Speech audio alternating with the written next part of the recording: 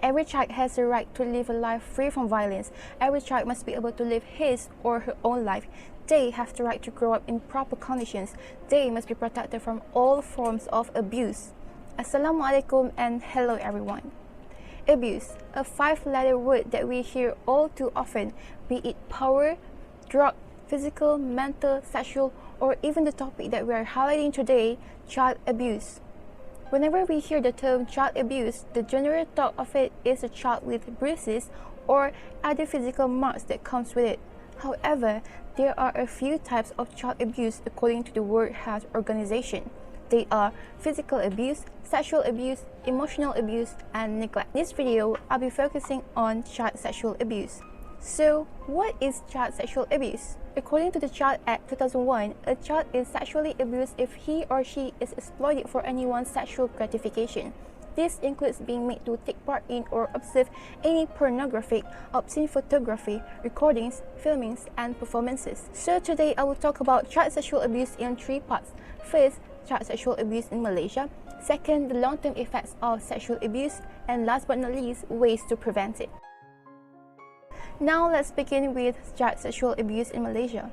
Child sexual abuse is nothing new in Malaysia. Over the years, there have certainly been many children who have faced sexual abuse and even death. Moreover, the child sexual abuse cases keep on rising day by day. It is reported that back in 2017, 50% of rape cases involving children below 16 years old, and a booklet published by Penang State Government Women Family Development Committee found that 1 in 3 girls and 1 in 6 boys have experienced sexual abuse before they reach the age of 18. This shows that in Malaysia, child sexual abuse is very common. Meanwhile, in the first 6 months of this year, police recorded 1,721 sexual crime cases involving children, and Deputy Women, Family and Community Development Minister Siti Zailah Muhammad Yusof also told Dewan Rakyat today that another 813 similar cases were with the Special Court. More worryingly, girls have a higher percentage of victims of sexual abuse, and 95% of the cases, their sexual abusers are people known to them.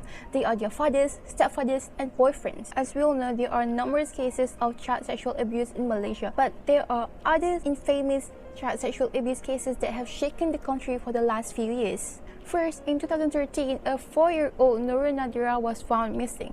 Not long after that, investigations revealed that the victim was strangled to death before she was thrown into a hole and burned. 11-year-old Siti Masitah was found dead near her home in the state of Pahang.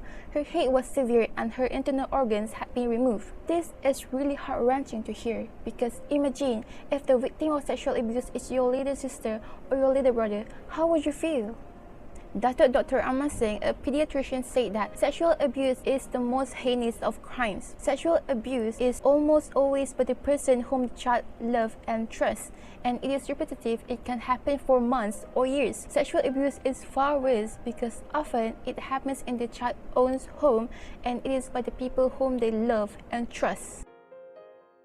Next, we should know the long-term effects of child sexual abuse. Child sexual abuse can increase the risk for specific physical health conditions.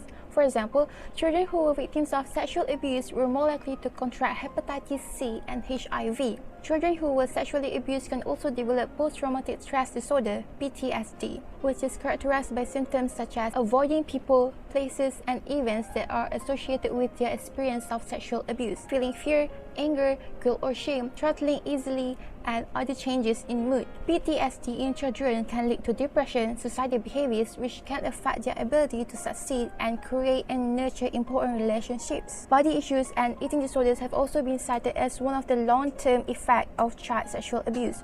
Ratigan, an author of the book Sexual Abuse Survivors, described the symptoms of the body image problems to be related to feeling dirty or ugly, dissatisfaction with body or appearance, eating disorders, and obesity. Survivors' distress may also result in physical pains. They are often related to pelvic pain, gastrointestinal problems, headaches, and difficulty swallowing. And the last one, social and attachment disorders. Children who were sexually abused are more likely to develop attachment disorders. Attachment disorders can negatively affect a child's ability to form positive peers, social, and romantic relationships later in life. Additionally, Additionally, children who were abused are more likely to develop antisocial traits as they grow up, which can lead to criminal behavioral in adulthood. So what can we do to prevent this? As a teenager, an adult, or even a kid, if you're watching this, we should take actions to end this epidemic. These are some of the steps that we can take to end this child sexual abuse. First, talk to the children about safe touch. In terms of sexual abuse, we need to teach them about safe touch. Use a doll to teach them which body parts that is safe or not safe to be touched by other people. And if somebody is not touching them directly at the place that they shouldn't be, but if they are uncomfortable, teach them to speak up. Next, self-awareness. We ourselves need to be aware that child sexual abuse is a crime that often causes severe damage to children. Through this, it will help to break silence and taboo that surrounds child sexual abuse and may facilitate the formulation of effective solutions to the problems. The powerful self-awareness can encourage the whole society to recognize that child sexual abuse is both everyone's problems and responsibility. And if a child or your little sister or your little brother tells you that he or she has been abused, listen carefully, never blame them. Assure the child that he or she did the right thing by telling us, and report the abuse right away. Call your local police department. In short, I have talked about child sexual abuse in 3 parts. First, I have talked about child sexual abuse in Malaysia. Second, the long-term effects of child sexual abuse. And lastly, ways to prevent child sexual abuse. How far do we actually come as humans if we continue to allow child abuse? At times, we cannot help but wonder, did I do enough to prevent it? I can only hope that one day we will wake up in a better world where children are no longer abused or mistreated. Dave Pelzer once said, childhood should be carefree, playing in the sun, not living a nightmare in the darkness of the soul. Thank you.